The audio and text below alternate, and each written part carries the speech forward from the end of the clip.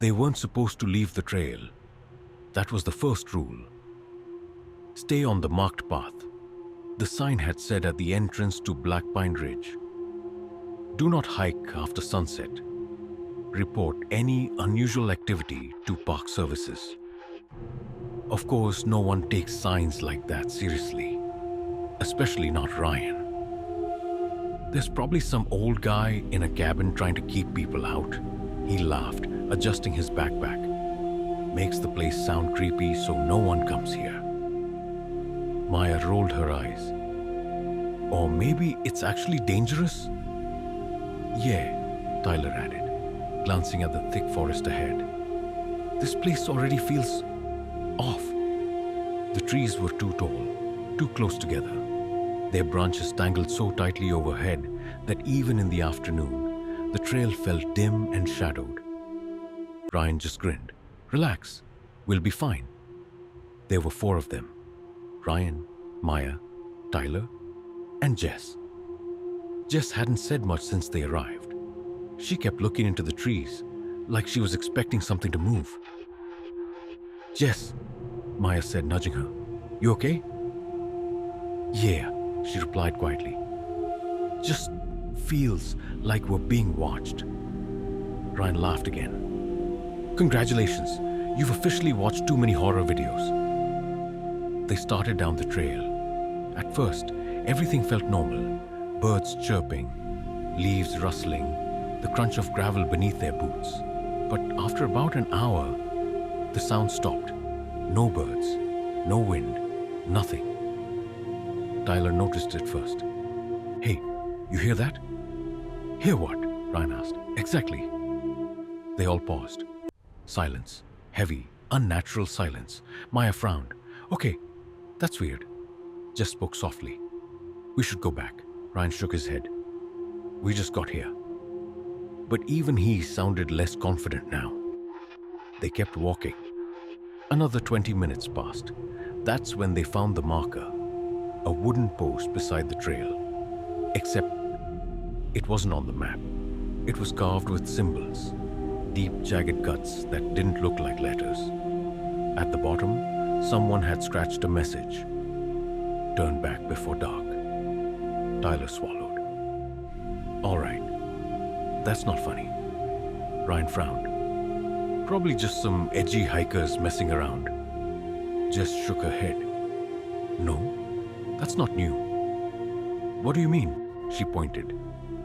The wood around the carving was old, weathered, but the message at the bottom looked fresh, like it had been scratched in recently. Maya stepped back. Okay, I vote we leave. Ryan hesitated. For the first time, he didn't argue. Fine, he said. We'll head back. They turned around and froze. The trail behind them was gone. Not completely, but it looked different. The path was narrower. The trees seemed closer.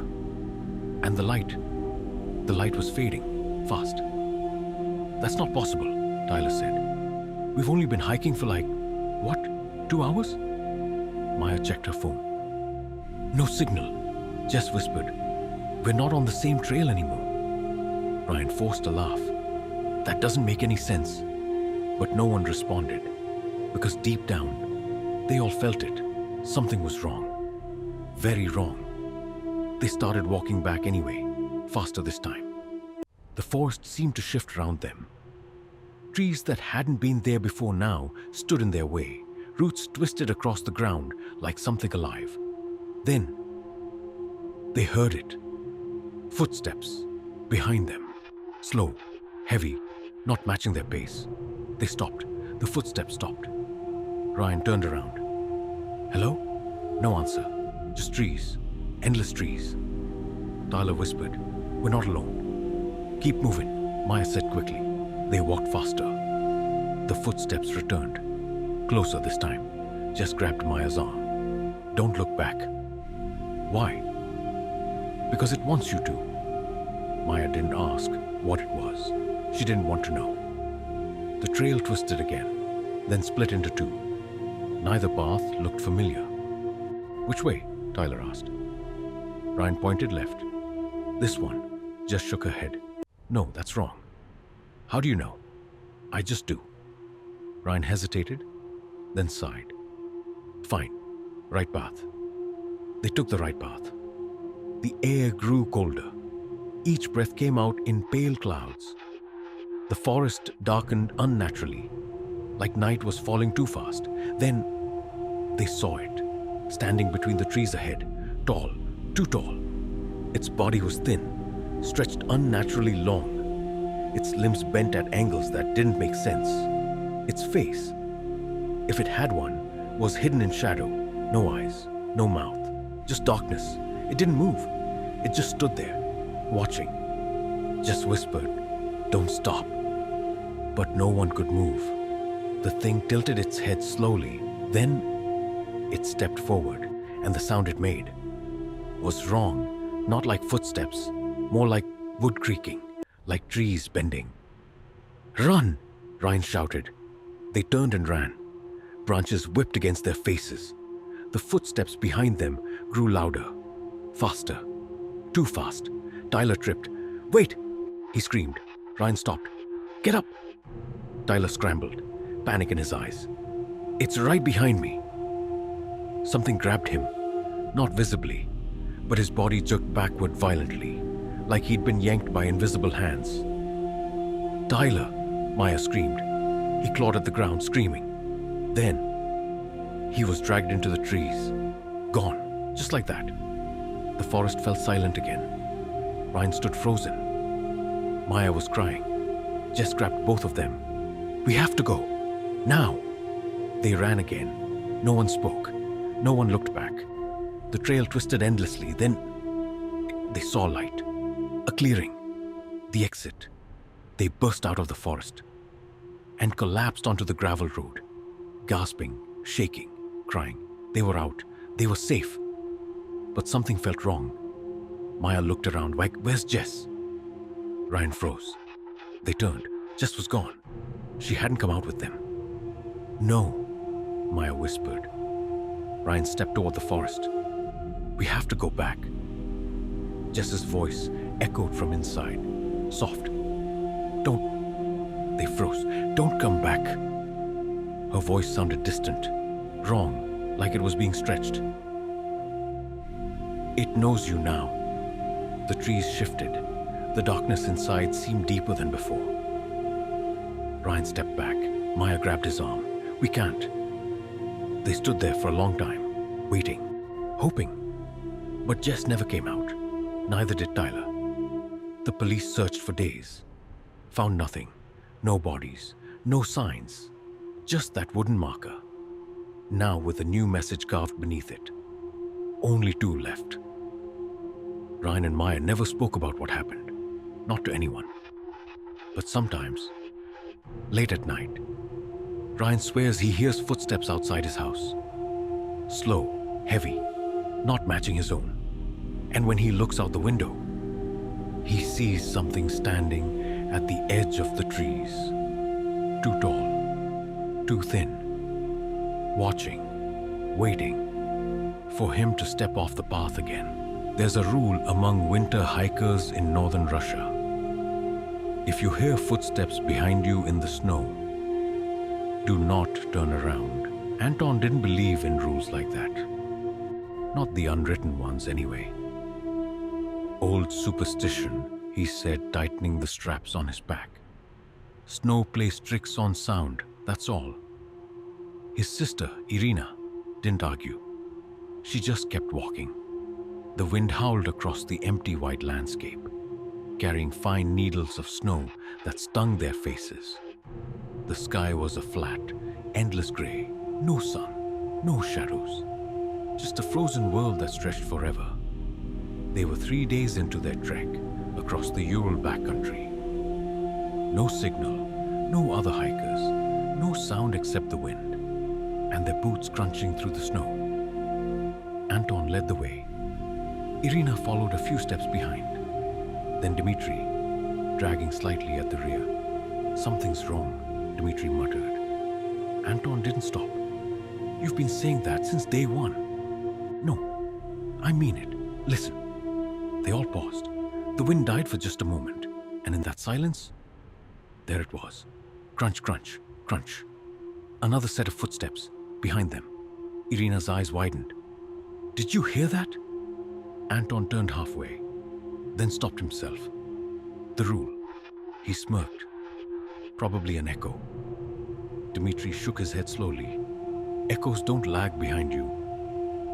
The footsteps came again. Crunch, crunch, crunch. Perfectly spaced, perfectly timed. Not matching any of theirs. Irina whispered, "Someone's following us." Anton forced a laugh. "Out here, in the middle of nowhere?" "Yeah, sure." But he picked up his pace. So did the others. The footsteps continued, always just behind them, never getting closer, never falling back. By nightfall, they set up camp. A small tent against the endless snowfield. The temperature dropped fast, too fast. Inside the tent, their breath froze in the air. Dmitri zipped the entrance shut tightly. "Don't open it tonight," he said. Anton rolled his eyes. "What are you expecting? A snow ghost?"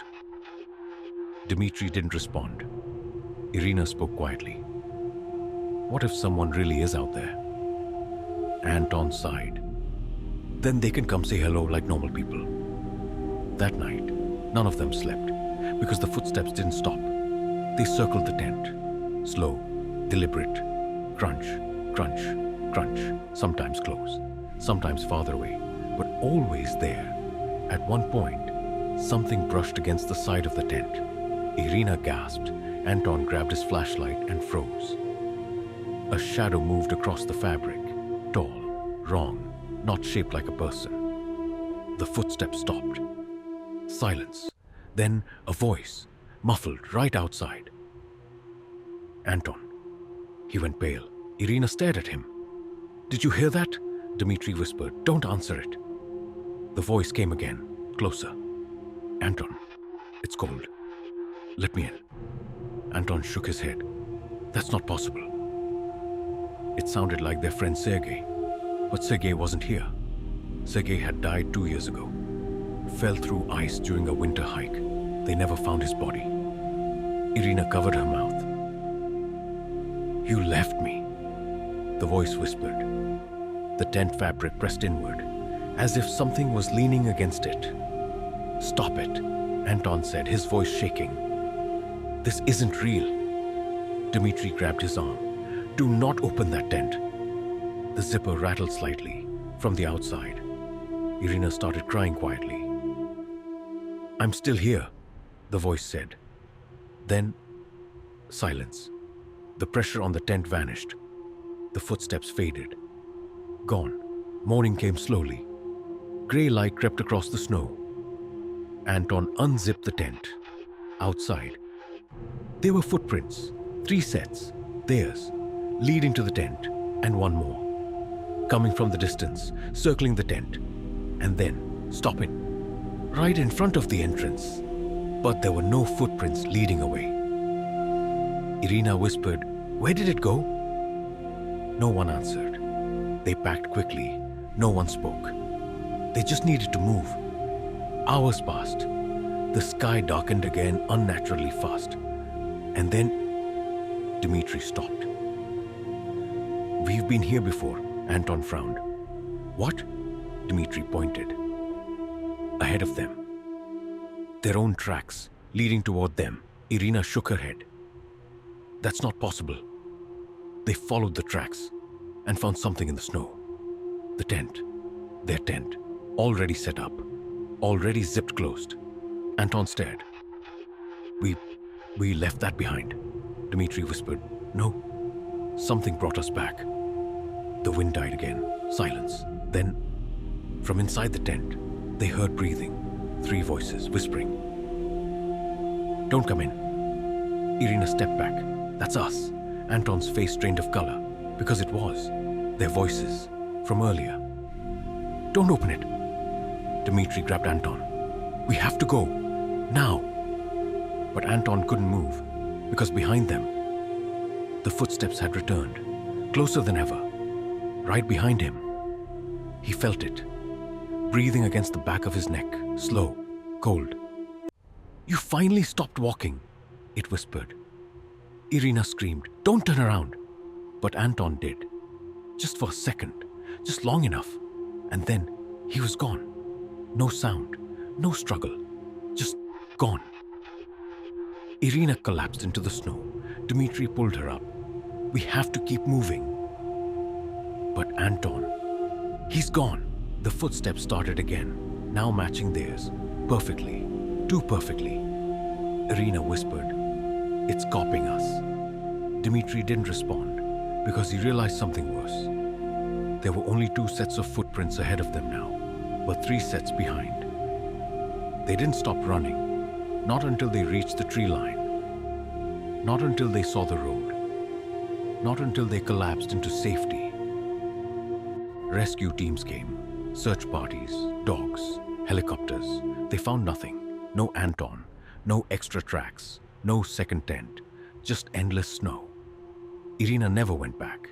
Dmitri refused to speak about it, but sometimes, on quiet winter nights, Irina hears it again. Outside her apartment. Soft, slow, crunch, crunch, crunch.